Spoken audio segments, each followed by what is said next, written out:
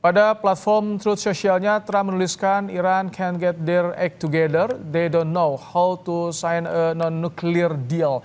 They better get smart soon. Iran tak becus, mereka tidak tahu cara menandatangani kesepakatan non-nuklir. Sebaiknya mereka harus cepat, pintar. Ini yang dituliskan oleh Trump di Truth Socialnya. Ya, saudara, dengan semakin gencarnya blokade AS terhadap kapal yang terafiliasi dengan Iran di Selat Hormuz, apakah Iran akan merespons? Kita akan bahas bersama dengan pengamat militer Center for Intermestic and Diplomatic Engagement atau CIDE, Anton Ali Abbas. Selamat malam, Mas Anton. Malam, Mas Ibrahim.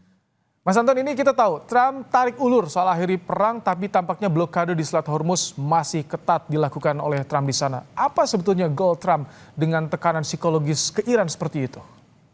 Ya, Trump jelas masih mencoba memainkan kartu untuk memperpanjang blokade Selat Hormuz. Karena saya melihatnya bahwa kelihatannya gitu ya, strategi ini akan jauh lebih dipilih ketimbang kemudian memulai konflik lagi kembali, misalnya mengekskalasi, karena tentu saja ketika misalnya itu dieskalasi kembali harganya akan lebih mahal.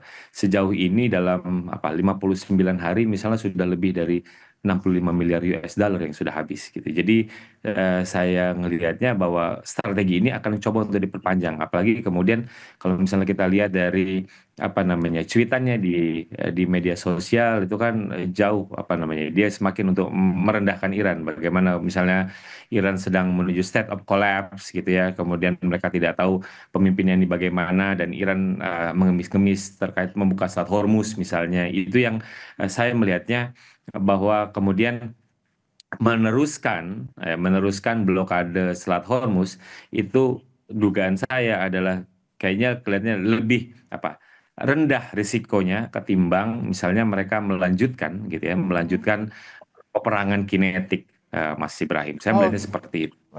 tapi ini kan kedua pihak AS dan juga Iran ini masih bersikukuh dengan tuntutan masing-masing dalam proposal negosiasi. Sampai kapan mereka ini akan bertahan pada tuntutan masing-masing? Ya, kalau misalnya kita lihat ketika kita bicara deadline yang tanpa ada kepastian ya, jadi kan ini nggak ada deadline-nya ya. Jadi gencatan senjata ini seakan-akan tidak ada akhirnya. Kalau sebelumnya hanya 2 minggu gitu ya, tapi sekarang kan tidak ada deadline-nya. Walaupun itu saya melihatnya itulah strategi Trump gitu ya. Jadi main tarik ulurnya, dia tidak ingin lihat bahwa dia terkesan ambigu, dia terkesan tidak jelas dan lain-lain. Justru dia kemudian mencoba untuk melenturkan kapanpun dia ingin berhenti, ya saya tidak ada masalah, itu satu. Kedua, memang jadi kelihatannya gitu ya, jadi kelihatannya bahwa ketika kita bicara tentang gencatan senjata, ini gencatan senjata sebenarnya benar atau tidak benar gitu. Jadi kalau saya kan selalu duganya adalah pause gitu, jeda. Jadi bahwa masing-masing ini kemudian melakukan konsolidasi baik dari Amerika Serikat maupun juga misalnya dari Iran. Bagaimana mereka kemudian mempersiapkan kekuatan bersenjatanya itu, satu. Kemudian eh, bahwa misalnya tetap kemudian diarahkan, lalu kemudian kapal-kapal perangnya juga tetap siaga, lalu Hormuz juga tetap menjadi salah satu titik pressure. Dengan kata lain, bahwa kalau misalnya apakah ini selangkah lagi menuju eskalasi, itu adalah salah satu eh, potensi luaran yang kalau kita melihat kondisi seperti ini. Jadi perdamaian jeda ataupun juga gencatan senjata jadi seakan-akan ini sebenarnya ada atau tidak ada. Kenapa? Karena masing-masing pihak itu melakukan Oke. konsolidasi, walaupun gitu ya ada itikat baik. Misalnya Iran melakukan safari gitu ya, Oke. pindah Islamabad dan lain-lain. Tapi di sisi lain mereka jelas Mas Anton, tetap menyiagakan tapi senjatanya. Yes. apakah Iran ini juga ikut mengkalkulasi soal risiko jika AS melakukan blokade berkepanjangan? Begitu juga apakah AS juga mengkalkulasi seberapa kuat mereka menekan Iran di Selat Hormuz ini? Ya, ini kan memang jadi ketika kita bicara tentang blokade Selat Hormuz sudah jadi adu kuat gitu ya. Siapa yang kuat terhadap tekanan gitu ya. Jadi ini kan bagi saya melihatnya Iran masih ada dua kuncian lagi. Satu adalah dia menutup Selat Bab el Mandeb melalui proksinya Houthi di Yemen gitu ya, bagian bawah. Yang kedua adalah dia mengganggu kabel bawah laut.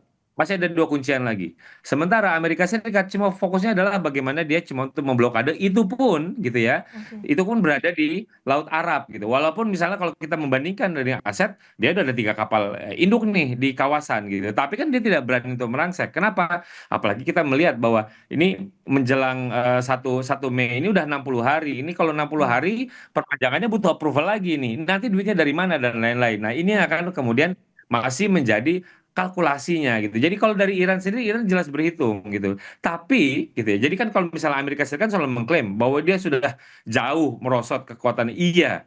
Tapi dari sisi lain kemampuan misalnya ataupun juga unmanned-nya gitu ya, drone-nya, entah itu drone bawah laut, drone hmm, permukaan, udara itu masih masih cukup stabil. hmm. Berbeda dengan misalnya ada banyak laporan menyebutkan bahwa ketika Oke. kita bicara tentang misalnya stok misalnya Amerika Serikat itu menurunnya sudah cukup cukup dalam 50%. Nah, ini Oke. kan juga Amerika Tapi harus berhitung. Mas Anton, apa yang bisa membuat Iran sepede ini dengan kalkulasinya? Kartu as apa yang dimiliki Iran untuk menghadapi semua Jadi, ini?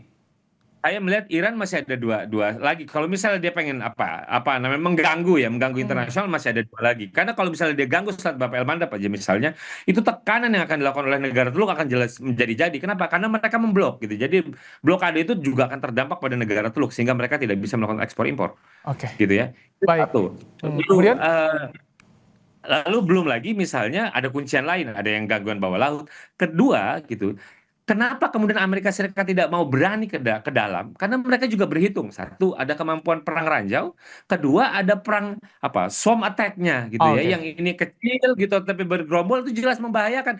Ini alat-alat murah itu akan menyerang alat-alat mahal gitu. Ini baik, juga jauh mereka berhitung gitu. Itulah kenapa kemudian misalnya blokade itu kan dilakukan di Semenanjung di Laut Arab dan hmm, Samudra Hindia. Dia tidak mau berani merasakan belum lagi misalnya kalau kita lihat bagaimana kapal induk Bush misalnya dia harus memutar ke bawah Afrika. Dia tidak mau kenapa? oke, Karena takut gitu. Jadi baik, ada kalkulasi yang diperhitungkan. Sekalipun misalnya Iran itu dibilang sudah turun apa namanya kapabilitasnya, tapi tetap diperhitungkan oke, oleh Amerika kami Serikat. tangkap. Dan itu Baik, sudah sangat kecil. Ya. baik. Mas Anton, terima kasih untuk ulasannya di program Kompas Malam. Pengamat Militer Center for Intermestic and Diplomatic Engagement atau CIDE Anton Aliabas. Terima kasih untuk ulasannya Mas Anton.